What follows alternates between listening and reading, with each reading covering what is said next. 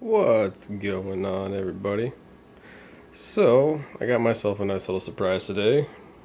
Digging around on Craigslist, found myself a brand new, sealed in the box, 24 port gigabit switch with a few features that I was looking for, like LACP, for example.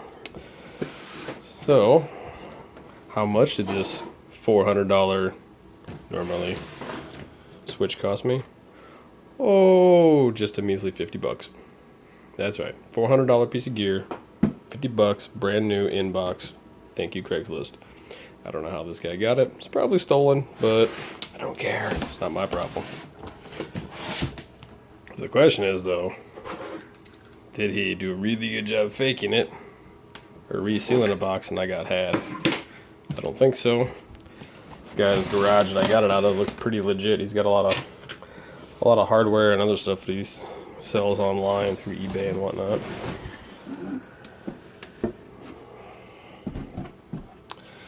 I think we got a winner. Oh yeah, I think we got a winner. So, useless software that I will probably never use. Serial cable. Probably won't use that either. Power cable. That we'll probably use. What else in here? Ears for rack mounting. And I think that's it. So, let's set this in here. Oh. Yeah, I don't normally do these unboxing videos, so maybe there's a better technique than what I'm using, but hey, you know. I was excited over my cheap find. I figured I'd show it off.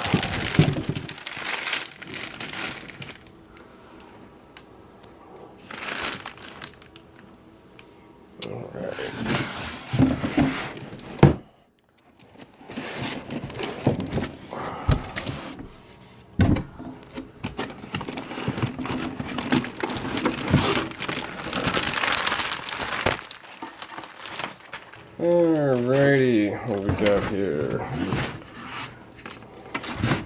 So I mean, it's, you know, gonna break it before I even get a chance to use it. And for the most part, it's a switch. You know, we've all seen switches. We all know what they do, or at least I think most of us know what they do. Some of you watching, maybe not. I'm not gonna go into explaining it. If you want to know what a switch is, Google it. You know, but yeah, we got 24 port gigabit. It is stackable, so we've got fiber optic links over here, your 10 gig links, gigabit. Oh yeah, it's gonna look good. This bad boy is going to be going up here. We're going to replace this gigabit 8-port switch with that. So, not really sure how I'm going to set it up yet. Probably just going to set it right here. That way I can run all the wiring to it much easier. You know, just so it's still easily accessible, just like this one is. I think that's the plan right now, at least.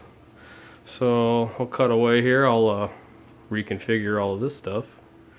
Get it all wired up again. And we'll see how it goes. Stay tuned.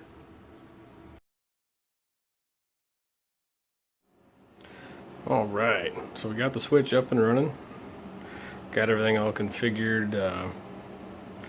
It's actually set up right now. I got LACP running to my FreeNAS file server. Seems to be working good right now. It doesn't really do much on the read side, but writing to the server, we're getting the full 2 gigabit per second out of it. We're very close to it, at least. My best guess is we're just hitting the limits of the 3 drives that are inside of here that just can't read any faster than about a gigabit. It's only 3 drives in RAID Z1.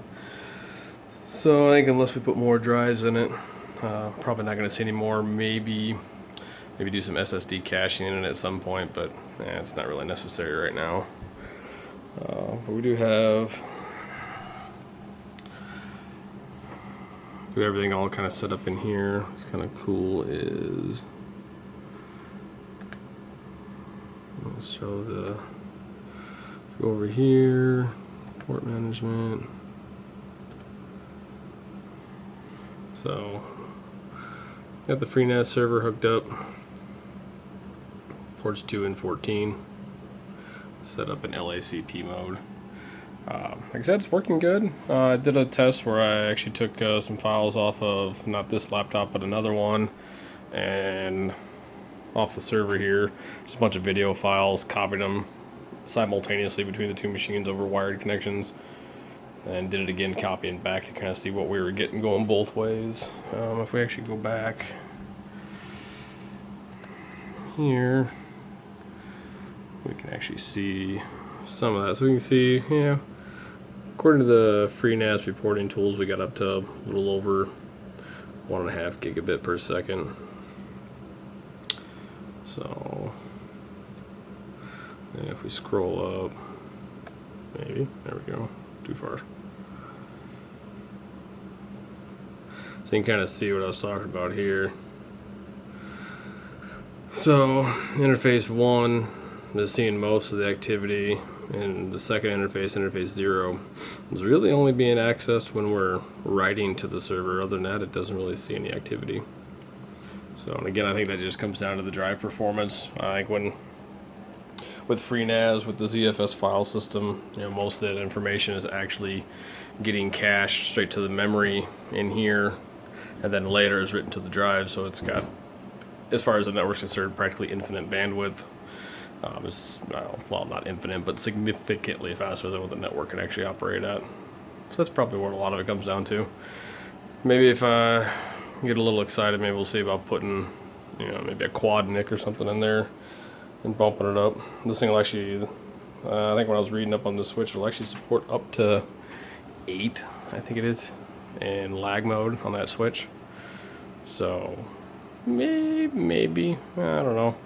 I got some other stuff I want to get hooked up to this thing. I want to run some cables through other parts of the house and stuff, so that's one of the main reasons I got this. So we'll just kind of leave it at this for now. So that's it. You know, any questions, leave them down below. Have a good one.